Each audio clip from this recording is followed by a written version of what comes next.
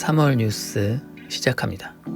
키아누 리브스가 직접 제작한 만화를 원작으로 한 영화가 넷플릭스에서 제작됩니다. 버저카라고 하는 이 작품은 넷플릭스에서 영화로 제작된 뒤 애니메이션으로 확장될 예정이라고 합니다. 원작자인 키아누 리브스가 제작에도 직접 참여하고 주연으로도 참여할 예정입니다. 주인공은 비라고 부르는 반신반인으로 무려 8만 년간 생존했으며 끝없는 전투를 해야만 하는 저주를 가지고 있다고 합니다. 당연히 R등급 작품으로 진행될 것으로 보이며 현재 초기 대본은 작성이 완료된 상태라고 합니다. 키아누 리브스가 현재 콘스탄틴2로 바쁜 상황이라 실제 제작에는 시간이 조금 필요할 것으로 보입니다. 8만 년이라는 시간을 표현하기엔 한 작품으로는 너무 부족하기 때문에 아마도 첫 번째 작품이 성공한다면 꾸준히 작품이 이어질 것으로 보입니다. 새로운 소식이 들리면 다시 전달해 드리겠습니다. 더 자세한 소식은 더보기란에 관련 링크를 참고해 주십시오.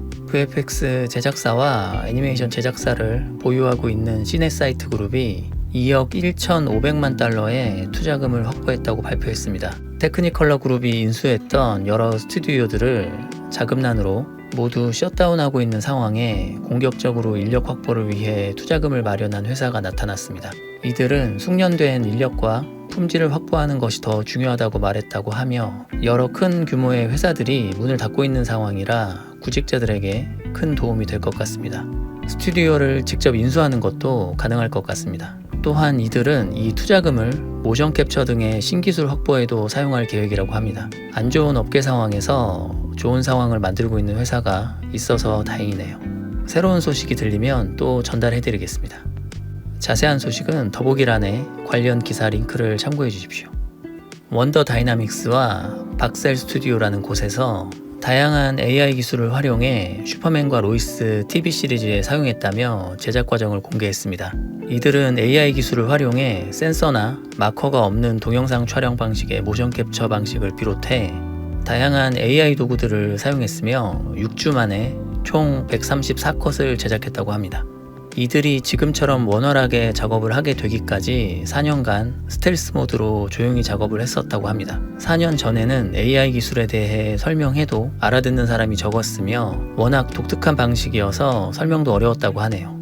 이들은 AI 기술을 사용하면 단순히 기존의 이미지를 복제하는 것이 될까 우려했으며 이 부분을 해결하기 위해 항상 전문 아티스트들을 고용해 중요한 역할을 맡겼다고 합니다. 모션 캡처를 할 때는 배우와 애니메이터를 고용하는 등 전문적인 아트웍을 위해 노력했다고 하네요. 이들은 또 기존의 AI 툴들은 소셜미디어용이며 자신들처럼 스튜디오들의 파이프라인과 호환 혹은 공존이 가능하며 전문성을 갖춘 프로그램만 하이엔드 영화 제작 툴로 사용이 가능할 것이라고 합니다. 개인적으로도 설명을 읽어보면 그렇게 생각이 됩니다. 가령 마스킹 작업과 합성을 할 수 없거나 우리가 가지고 있는 캐릭터와 상호작용을 할 수 없다거나 일관성 있는 캐릭터를 뽑아낼 수 없다면 실무에서 사용하기 힘든 게 사실입니다. 이들은 실무에 사용 가능한 툴과 파이프라인을 직접 개발한 것이라 AI 상용화에 나름 의미가 있을 것으로 보입니다. 더 자세한 내용은 더보기란에 해당 기사 링크를 참고해 주십시오. 지난주에 전해드렸던 테크니컬러 그룹의 경영 악화로 인해 문을 닫게 된 VFX 스튜디오들의 이야기를 이어가겠습니다. 한 달 동안 많은 뉴스들이 나왔는데 그중 핵심 내용만 가져와 봤습니다. 먼저 테크니컬러 그룹에 소속된 스튜디오들 중에 더밀 US는 지난달에 소개해드린 대로 드림머신 FX의 도움으로 아크 크리에이티브 스튜디오를 설립하기로 했습니다. 이제 시작하는 스튜디오지만 더밀 US의 인력들이 그대로 옮겨간다면 자리를 잡는 것은 시간 문제일 것 같습니다. 또 다른 스튜디오인 영화 VFX 스튜디오 MPC는 그대로 폐쇄 수순을 밟고 있다고 합니다.